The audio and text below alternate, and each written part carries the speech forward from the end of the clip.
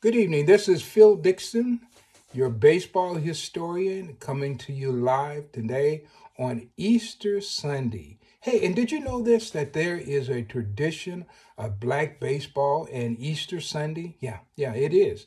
It seems like through the ages, black baseball teams typically started their season off on Easter Sunday or the Easter Sunday weekend. So I thought it would be interesting to just maybe give you a few games that happen on Easter Sunday. And of course, people would come from church and they're already dressed up. And in those days, people went to the ballpark dressed up. And so you're going to bring your finest and you're going to go to the ballpark and you're going to see a game. So let's go back. We're going to pick up something. I'm not going to go back too far, but I think I will go back at least to 102 years ago. We're going to go back to Easter Sunday, April 20th, 1924. And as you know, Easter doesn't fall on the same day every year. Okay, so in 1924, it happened on April 20th, and the St. Louis Stars, we're going to go there under the leadership of Jim Candy Taylor. They opened the season there with a win over the Belleville Clerks.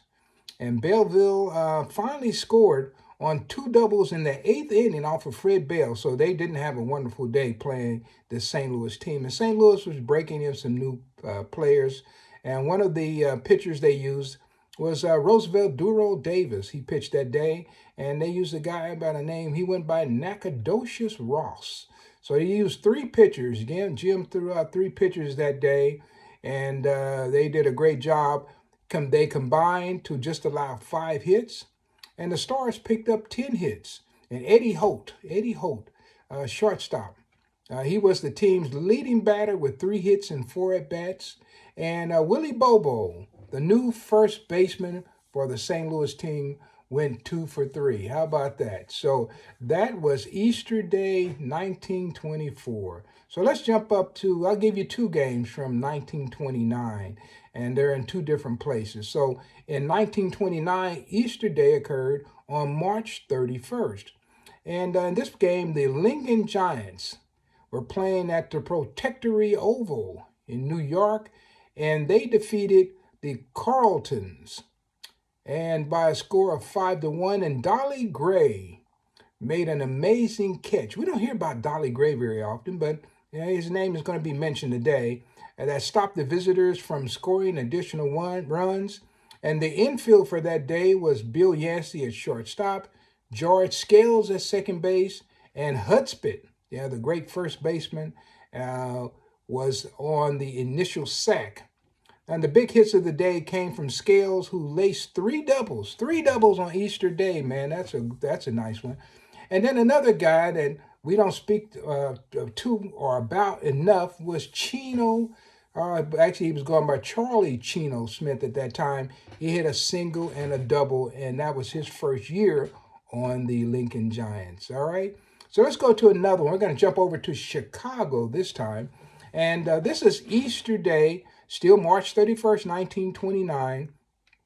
And let's see, the Chicago Defender actually reported this, so it didn't happen in Chicago. And that was the McCoy Nolan Giants of Milwaukee. And they lost to the Bogalusa Louisiana Tigers by the score of 9-5. And they were down in Louisiana. So, and let's see, I'm going to say the Bogalusa team scored in every inning except the first, fifth, and the sixth. Now, the McCoy Nolan Giants in that year were managed by a guy, maybe you've heard him before, Oscar Heavy Johnson, the former Kansas City Monarch pitcher, outfielder, catcher. He played a lot of different positions.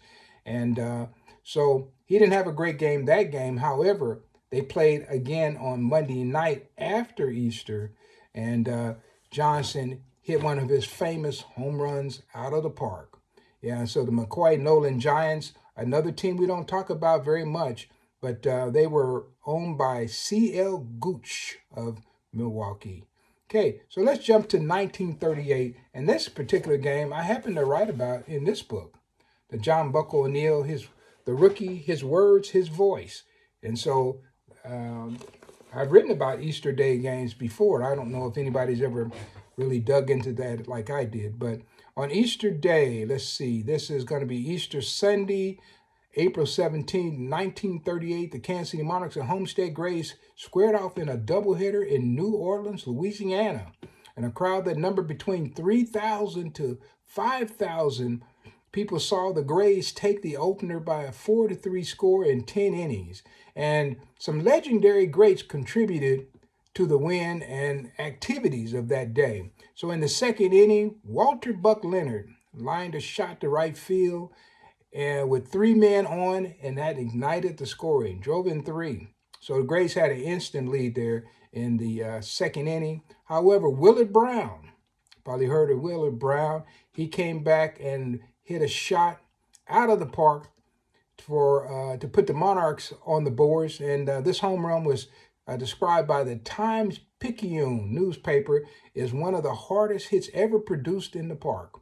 And Kansas City tried to rally in the 10th. They were down 4-3, but they tried to rally in the 10th. But Ray Brown fanned Bill Sims to end the game with the runner standing on third base. And in the nightcap, because it was a doubleheader, an Easter doubleheader, later that night, the Monarchs shelled pitcher Roy Partlow for a 6-3 win. Yeah. So we got 2 more. I'm just giving you a little taste of what was going on in black baseball. All right. So on Easter Day, March 28th, 1948, the Memphis Red Sox and Chicago American Giants played to a holiday crowd of 2,500 people at Martin Stadium. Is Memphis behind 3 stellar innings of pitching by Verdell Mathis. I had the pleasure of interviewing Verdell, who faced just 9 men in the innings he pitched, won 5-2. And lots of brave fans had to brave some chilly weather to come to this game. The play of Henry Bayless. Yeah, Henry Bayless, he passed away in Kansas City. And I know back to his daughter's probably following. I'm going to share this to her later on. At second base for Chicago, he stood out. Great player, Henry Bayless. And how about this? The league president, J.B. Martin, was in the stands for the game. So my last one, and once again, guys, just know that there are lots of games that occurred on Easter Sunday, Resurrection Day. And so I'm honored to at least connect you to this history. So we have one more game. And this game appeared on Easter, April 17th, 1949, at Atlanta's Ponce de Leon Park. Is the Birmingham Black Barons, they picked up a 7-6 14-in win over the Indianapolis Clowns as a crowd of 5,000 fans gathered at the park. Now, Lloyd Pepper Bassett pitch hitting for William Powell, and of course, the manager of that team was Piper Davis. So he used Bassett to come in and pinch hit for Powell. And the pitcher, let's see, how about this? He ended up getting a hit. And a guy by the name of Jose Burgos was already on the second base because he had hit a double. And he drove him in.